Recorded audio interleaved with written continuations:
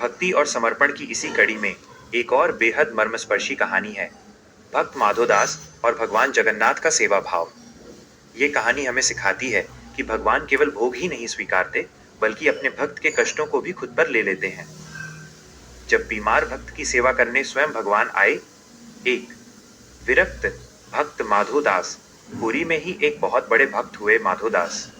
वे संसार के सारे मोह माया त्याग कर जगन्नाथ जी की भक्ति में लीन रहते थे।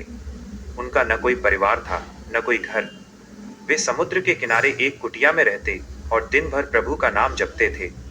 वे प्रभु को अपना सब कुछ मानते थे, सखा भी और स्वामी भी। दो भयंकर बीमारी और एकांत। एक बार माधोदास जी को अतिसार डायरिया की गंभीर बीमारी हो गई। वे इतने कमजोर हो गए कि उठना बैठना भी दूभर हो गया। उनकी सेवा करने वाला कोई नहीं था। वे अपनी ही गंदगी में पड़े रहते थे, लेकिन उनके मुख से जगन्नाथ जगन्नाथ निकलना बंद नहीं हुआ। जब बीमारी असहनीय हो गई तो अचानक एक बालक उनकी कुटिया में आया। वह बालक बड़ा ही सुंदर था और उसकी आंखों में गजब की चमक थी। तीन सेवक बनकर आए साक्षात जगन्नाथ। उस बालक ने बिना किसी हिचकिचाहट के माधोदास की सेवा शुरू कर दी। वो उनके गंदे वस्त्र धोता, उनके शरीर को साफ करता और उन्हें भोजन कराता।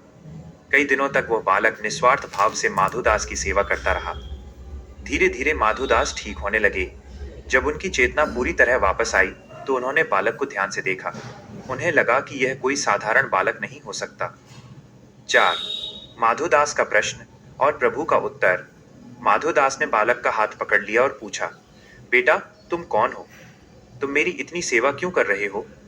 तुम तो साक्षात ईश्वर जान पड़ते हो, फिर तुमने मेरे जैसे साधारण मनुष्य की गंदगी क्यों साफ की?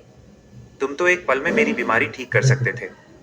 तब भगवान जगन्नाथ ने अपने असली रूप में दर्शन दिए और मुस्कुराकर कहा, माधो, जो प्रारब्ध कर्मों का फल है उसे तो भुगतना ही पड़ता है। यदि मैं तुम्हारी बीमारी एक पल में ठीक कर देता तो तुम्हें उसे भोगने के लिए अगला जन्म लेना पड़ता। मैं नहीं चाहता था कि तुम्हें मेरे पास आने में और देरी हो, इसलिए मैंने तुम्हारी सेवा की ताकि तुम्हारे कर्मों का फल इसी जन्म में कट जाए। 5 मंदिर में बीमारी के लक्षण। कहा जाता है कि जब माधोदास बीमार थे तब मंदिर में भगवान जगन्नाथ की मूर्ति का रंग फीका पड़ गया था और उन्हें भी बुखार जैसे लक्षण थे।